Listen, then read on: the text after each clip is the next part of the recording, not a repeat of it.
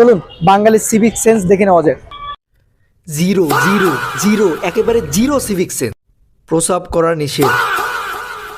Zebra ক্রসিংটা হচ্ছে পথচারীর পারাপারের একটা হচ্ছে জায়গা, তাই না? এখানে জেব্রা ক্রসিং মানে হচ্ছে গাড়ি রাখার স্থান। আপনারা দেখুন জেব্রার পিঠের উপরে একদম গাড়ি উঠাই দিচ্ছি।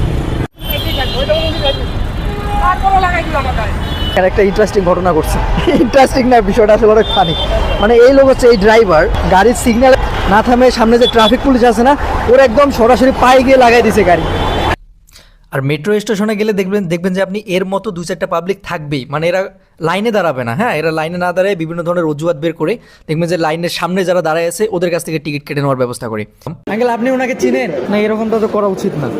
নামতে দেন আগে, নামতে দেন, নামতে দেন আগে, তারপরে উঠেন। তো আমাদের না অভ্যাসগুলো আসলে চেঞ্জ হচ্ছে না।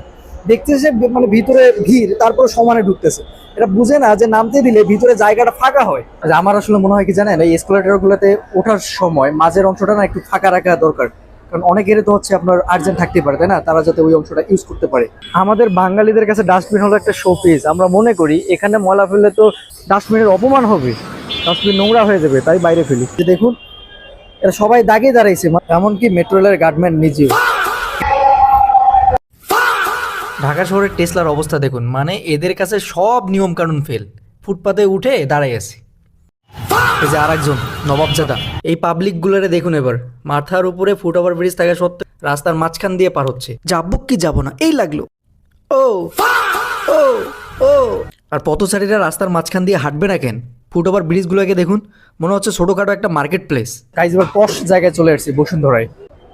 বসুন্ধরা শপিং মলে এসে আমি একটা বিষয় রিয়ালাইজ করলাম, সেটা হচ্ছে এনভায়রনমেন্টটা আসলে অনেক কিছু ম্যাটার করে। হ্যাঁ, আপনি দেখবেন যে এখানে কিন্তু কেউ ময়লা টলা ফেলতেছে না, কারণ এখানকার পরিবেশটাই এরকম। কেউ চাইলেও আসলে ময়লা ফেলতে পারবে না, কারণ আশেপাশের মানুষজন নোটিশ করতেছে এই ভয়ে। আমরা আসলে কোন জায়গাটাতে বেশি ময়লা ফেলি? রাস্তাঘাটে চলাফেরা করার সময় দেখবেন যে যেখানে ময়লা থাকে আমরা ঠিক ওখানে ময়লাটা ফেলি। তো এখানকার আসলে ভিতরের পরিবেশটা অনেক সুন্দর। এখানে কেউ যেহেতু ময়লা ফেলতেছে না, তো অনেকে হচ্ছে আপনার লজ্জার কারণে ময়লা ফেলবে না। আর শব্দগুলো শুনুন, মানে গাড়িগুলো সিগন্যালে থাকার পরেও মানে সমানে হর্ন বাজাচ্ছে তারা। আমি এখন আছি সায়েন্স ল্যাবে। এটা হচ্ছে মানে যানজটের স্বর্গ এটাকে বলা হয়।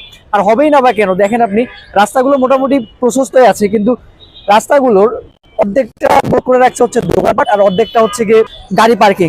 আসলে সিভিক সেন্স এটা আসলে কোনো রকেট সাইন্স না, এটা খুবই নর্মাল একটা বিষয়। আমরা জানি যে যেখানে সেখানে আসলে থুতু ফেলা যাবে না, যেখানে সেখানে ময়লা আবর্জনা ফেলা যাবে না, কিন্তু আমরা তারপরেও ফেলি।